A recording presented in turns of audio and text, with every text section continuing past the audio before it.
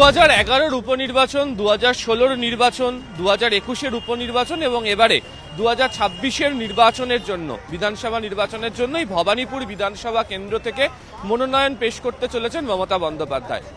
তৃণমূল কংগ্রেসের চেয়ারপারসন, রাজ্যের মুখ্যমন্ত্রী, এবং ভবানীপুর এবারে হাই ভোল্টেজ একটি কেন্দ্র। তার কারণ হচ্ছে এই শুভেন্দু অধিকারী এখানে এই কেন্দ্র থেকে তিনি লড়াই করছেন।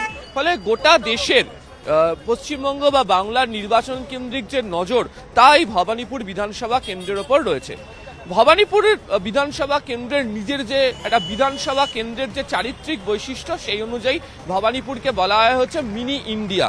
তার কারণ হচ্ছে যে 63, 70, 71, 72, 73, 74 এবং 82 যে ওয়ার্ডগুলো রয়েছে, এই 8টা ওয়ার্ডের প্রত্যেকটার আলাদা আলাদা রাজনৈতিক বৈশিষ্ট্য রয়েছে।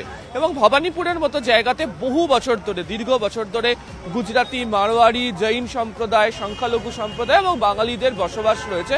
ফলে যে কারণেই ভবানীপুরকে বলা হচ্ছে মিনি ইন্ডিয়া।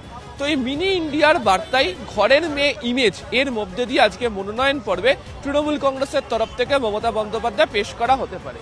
ইতিমধ্যেই যে মমতা বন্দ্যোপাধ্যায়ের কালীঘাটের যে বাসভবন, তার বাইরের অংশেই দেখতে পাওয়া যাচ্ছে যে ধীরে ধীরে তৃণমূল কংগ্রেসের যে সমস্ত কর্মী সমর্থকরা রয়েছে, মূলত যারা মহিলা কর্মী সমর্থক যারা রয়েছেন, তারা জমায়েত হতে শুরু করে দিয়েছেন।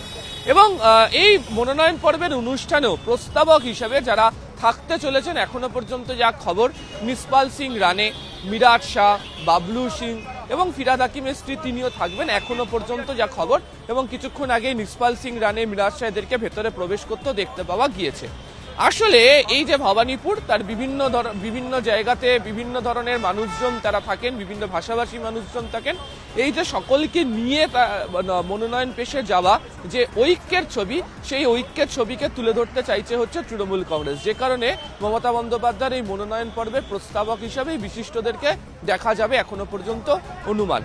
একদম এই রাস্তা ধরে তিনি একদম চলে যাবেন হচ্ছে আলিপুর সার্ভে বিল্ডিং পর্যন্ত, এবং গোটাটাই তিনি পায়ে হেঁটে যাবেন। এবং তার সঙ্গে ভবানীপুর বিধানসভা কেন্দ্রের সমস্ত কাউন্সিলররা, দক্ষিণ কলকাতার সাংগঠনিক নেতৃত্বে যারা রয়েছেন, তৃণমূল কংগ্রেসের বিভিন্ন সাংগঠনিক শীর্ষস্তরে যে সমস্ত নেতারা রয়েছেন, তারাও প্রত্যেকে হাজির থাকবেন। এবং আবারও বলছি, যেহেতু তিনি এখানকার ঘরের মেয়ে এবং এই ইমেজ, এই প্রচারকেই ব্যবহার করছে তৃণমূল কংগ্রেস, সেই আবেগকে মিনি ইন্ডিয়ার মতো জায়গা, ভবানীপুরের জায়গাতে পুরো দস্তুর ব্যবহার করতে চায় তৃণমূল কংগ্রেস, এবং তারই প্রস্তুতি তারা নিয়ে রেখেছে। আর কিছুক্ষণ সময়ের মধ্যেই এখান থেকে তিনি রওনা হতে চলেছেন মনোনয়ন পেশ করার জন্য। এবং সেই মনোনয়ন পেশের পর তিনি হুগলিতে তার যে 3টে জনসভা রয়েছে, সেখানে তিনি চলে যাবেন তার পরবর্তী রাজনৈতিক কর্মসূচিতে।